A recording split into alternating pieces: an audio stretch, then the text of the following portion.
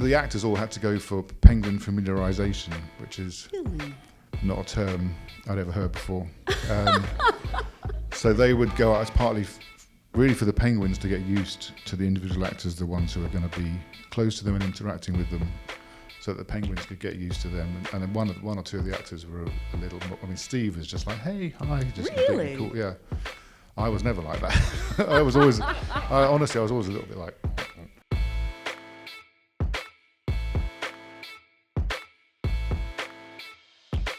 Whenever I have anyone as accomplished as you, I actually love to go back to the beginning and just ask, what was sort of your first job in this business? The first time you sort of felt you could call yourself a director, or did you start as a runner on sets? I went to film school. I did a degree in kind of graphic arts, where I first started making short films, and then I went to the Royal College of Art, which is like a postgraduate. But you don't learn to be a director at film school. Really, you learn doing it. You learn on the job. But yeah, then I came out on the first. I made a short film, Dear Rosie. I mean, I was trying to make a film with Film 4, a short film. They were commissioning short films at the time. In the end, they didn't go with the one I'd written, but they went with one that someone else had written, and that got nominated for an Academy Award. So that was a lucky start. And did you think this is just going to be easy? Clearly. Well, it felt like a fairly easy ride, but then, from that, nothing. I did nothing. I was doing like magazine, show, TV, anything just to get a camera and with that get paid. My thing was always just shoot stuff. Yeah. As long as you're not committed to doing it for a long, long time, you're stuck. Just get out there and get a camera and shoot stuff. Well, again, congratulations on a lovely film, and I know this is based on the memoir by the same name. How did you first hear about the story? Did you read the book, or did the script come to you, or did you see it on the news? It was actually a producer who I'd made a film with before, and when we were finishing that, I was in his office, and there were like 27 copies of this Penguin Lessons. Really? And he said, the script was already being developed at that point, and then I read the script, straight away read the book. And then worked with Jeff. Steve was sort of circling it at that time. Oh. So the first big, I read the book and I just thought, you would never make this up. It's such a kind of bizarre combination of elements, and it just really appealed to me. It felt a bit crazy with the penguin. That was always going to be hard on a low budget. They do say don't work with children or animals, but this is children and animals. Yes. In the same room quite often. And Steve Coogan. And Steve Coogan, who's a child and an animal. No.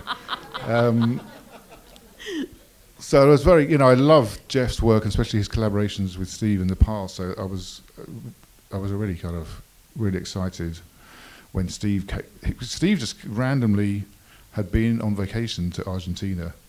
Really? And heard about the project, and when he was there, he just got really into Argentine culture, into the history, and then he sort of threw his hat in the ring, just saying, but his thing was like, I don't want to make just a cutesy penguin film, and I was like, well, nor do I, Yeah. So Steve was quite involved in the development of the script with Jeff and I, which meant that once we were on set, he was like totally. We talked about the scenes, we knew what they were doing, and it needed to be like that. There was no time for like discussing things when we were dealing with the young adults, the young men and the class and the penguin. We just had to get on with it. I literally wrote down never work with children or animals, because you do both in this, and they're all fantastic. And I'm sort of curious about the process of casting not only the younger actors. I don't know if they were actors or if you found locals, and how do you sort of cast the penguin? With the kids, it was, there's some who had done some acting, others hadn't at all. And for me, it was about I always do this with an ensemble, is like that they would stand out amongst each other. They wouldn't just be an amorphous group of young men that, and it's sometimes just a physical thing, long and thin, short and round, and then just ones that felt kind of natural and real, and some were complete non-actors, who really kind of grew into it, and they became, we had to try, because of their boarding school, they've grown up together. So we did a lot of kind of cringy drama games and stuff like that to kind of, because they walked in, they're all like 13, 14, and they're all just like, all right, you know, they're completely on guard. Yeah. So we did all the daft drama games and broke the barriers, and like I knew that within the kind of few days of filming they'd be okay, but they had to feel like they'd known each other for years from the first scene. So that really helped, and they became best buddies. You know, it was really a really great little ensemble, and they were just right. They were not, I mean, I've got 3 sons, so I kind of have a good instinct for like how young men like that behave, and they weren't too goody-goody, but they weren't too naughty. You know? Yeah. But every now and again they had to be told to like shut up. And what about, was it one penguin or did you have multiple penguins? Well, there was a hero penguin, Ricard, who was suggested. We had fantastic animal handlers who are like really know their stuff. They've got a whole group of penguins that have been bred in captivity. They're very well looked after, and this couple, they live with this penguins. They've got a pool, and they're in and out of their house. They kind of virtually live in the house. They just kind of wear like sweatpants and sweatshirts because they just get covered in guano, as I now know it's called, all the time. So they suggested Ricard just having the temperament to be quite calm and quite empathetic with people, and then his partner Baba was often used as well. They look identical, which is of course. Really? I mean, I know that there's things you can look for if you're looking for it. Right. But sometimes if Ricard was getting tired, then you put Baba in, and then there were another 7 were used here and there, just like, oh, it's the shot of the penguin out on the balcony, or it's watching them playing rugby. Maybe we don't necessarily need Ricard for this, and we use another one. But then occasionally we also, I mean, there are certain things, you know, you have a very strong instinct for like what's fair on the penguin when it's, you know, what's going to distress it or not. But there were certain things which from the get-go seemed like, well, we're not like covering it in oil and putting it on a beach. Yeah. So that's a robotic penguin. It's not even oil, because you can't also quite rightly put just, oh, what we're doing today, we're going to chuck a load of oil on a beach. So that was like an organic, biodegradable stuff that looks like oil. It was a robotic penguin? Yeah, but it only had to kind of like, you know. Where is that penguin now? Did you keep it? They kept, part of the deal was getting low budget, that amazing animatronics people, but the deal was they wanted to keep it as part of their kind of assets at the end. Fair enough, I guess, but there's no way I would have let that penguin go. It'd No. be in my house right now. Yeah. Or Ricard would. I am curious, though, because you kind of, I don't know if you can really direct a penguin. Did you have to like just sort of plan a lot of time? You're working on an independent budget. I don't know if you had time to always get the shot. Certain things were rehearsed in prep. For example, like jumping out of a car up and down steps, and up and down steps was a different penguin. It was a bit more athletic penguin. And you know, I knew that scene we can't be mucking about. It has to. They have to open the taxi has to just jump out. So they'd send like WhatsApp videos, and it would kind of look and then eventually they just kept doing it, and feeding it and making it enjoy it. And then on the day, it did just leap out. So, and then the actors all had to go for penguin familiarization, which is not a term I'd ever heard before. So they would go out as partly really for the penguins to get used to the individual actors, the ones who are going to be close to them and interacting with them. So they'd go up. I mean, had this incredible like rented accommodation near the location with a pool, and the actors would go up there and just hang out with the penguins and then hold them and feed them, and so that the penguins could get used to them. And then one or two of the actors were a little more. I mean, Steve was just like, hey, hi, just really cool. Yeah. I was never like that. Honestly, I was always a little bit like, but some of the actors, you know, different people. Yeah. They weren't so into it, so they had to just get used to the idea and hold it and not feel icky about it, you know. You said you worked with the screenwriter, Jeff Pope, and I'm sort of curious because I don't think, correct me if I'm wrong, I don't think you've directed an adaptation of a book before? No. I have a teen TV, but not on the big screen, yeah. because there's so many ways that adaptations can go wrong, and I think this is such a strong one. What for you is sort of the secret to a good adaptation? I think you just try and get the spirit of the book. I mean, I read the book, and I never went back to it after the first read. And actually, there was a lot of things that developed and changed. The first thing was Steve plays a character in his late 50s, and Tom Michel was in his late 20s in the book. So the first thing is ring Tom and say, look, Steve Coogan's really interested in doing it. We think it could be interesting in a way, more interesting. Not wanting to, you don't want to diss his book, but it's like there's more you can do with an older character than a young man. The book really is an innocent, and he kind of grows up, but it doesn't have the same weight as it did with Steve's journey. So that was all scripted and invented, the kind of bereavement in his past and his depression and his shut down nature. But it was great that Tom just kept saying, it's all about the penguin. I don't really care, it's not about me. But he was quite a good source for little details of, and I went went over to Argentina, went to the school, went to the apartment, saw that terrace. And the other day he told me a story, and I was like, "Well, it's not that in the book." Like about that stuff of people talking to the penguin is in the book. And I don't know why he didn't put it in the book, but he said, "Oh yeah, one day I was like sitting in the apartment, the curtains were drawn, I could hear this teenager out there, and he was asking how he's going to ask this girl out that he met in town." But that was not, I wish I'd known we would have tried to get that in the movie, let alone put it in the book. I actually love that scene with Jonathan Pryce because as someone who tells everything to their dog, I think that's a very natural thing is to tell these animals things. I was really pleased the first time we showed it to an audience, what reaction it got, especially the third one when Tapio we sort of knew it was good, but it gets a really good reaction, and that's really thrilling. They all play it so well. They just believe in it. And I know as a way I didn't want to get too cutesy, that stuff, but no, I think they play it really well. That's actually something I wanted to ask about. I was telling you outside about, I knew this movie would be funny, and I knew it would probably be touching. I was not prepared for how powerful it was, and all the things I was going to feel and honestly learn from watching it, especially about this time period. It's a fine line because it's many things at once. It's a drama, it's political, it's very funny in places. How do you sort of find that tone? I know it's got to be in the script, but also does it get down to editing and sometimes? I mean, I think it was precarious, and you're very aware of like balancing something as incredibly important as it disappeared. It's incredibly relevant today in Argentina. It's sort of a completely live issue, and that idea of like, don't worry about that, you got a cute penguin.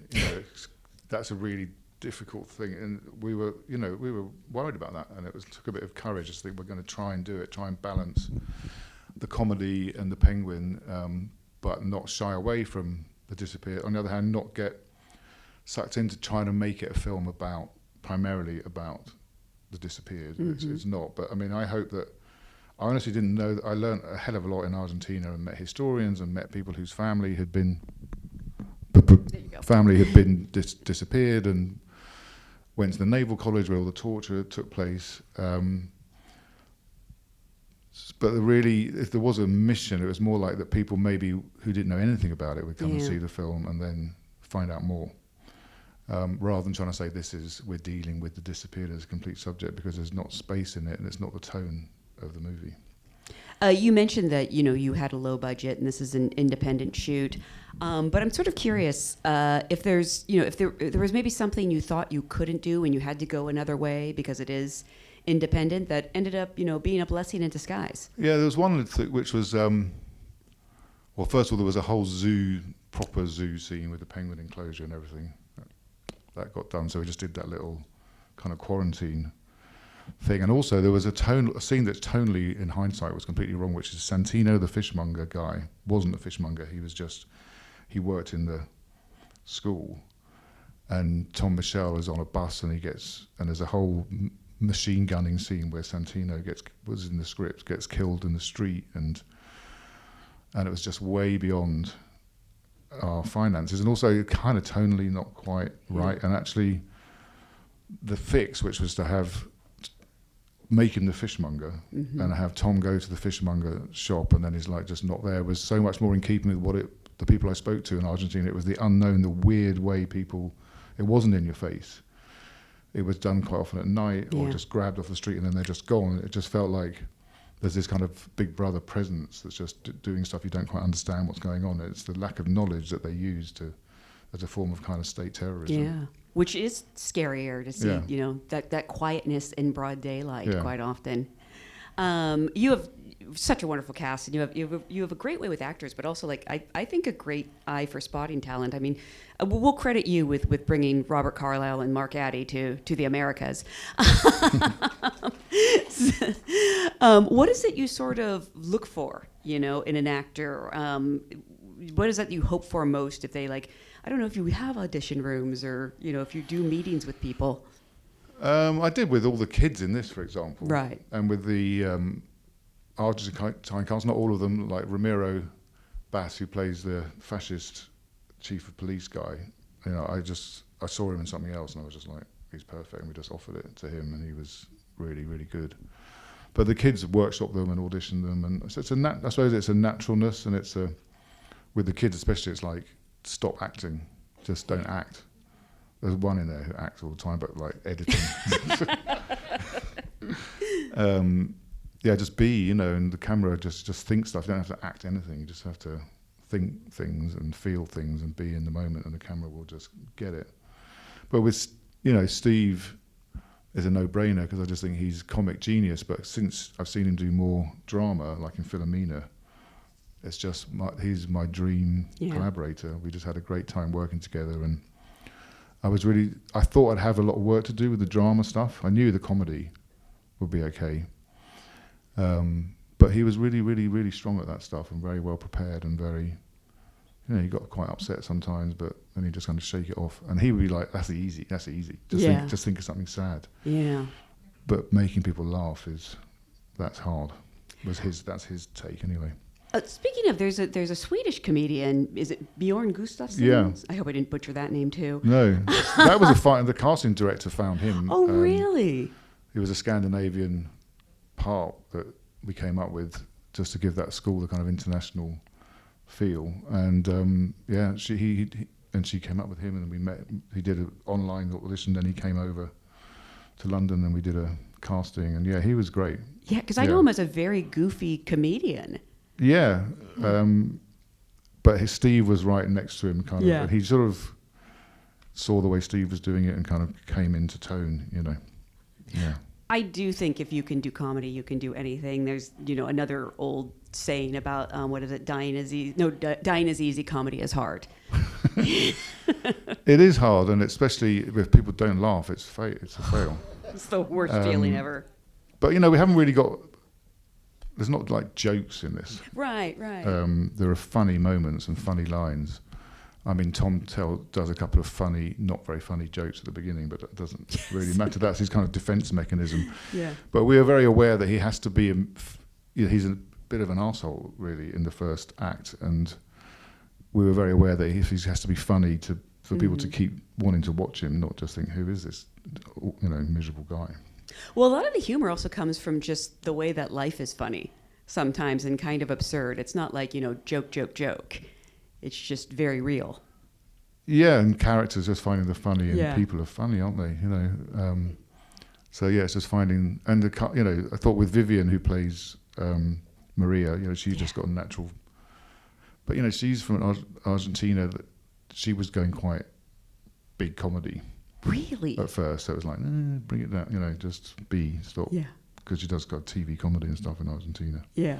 So sometimes it's bringing everyone into line and, you know, into the tone of the whole movie. Making sure everyone's in the same movie. Yeah. Because we know when they're not. Yeah.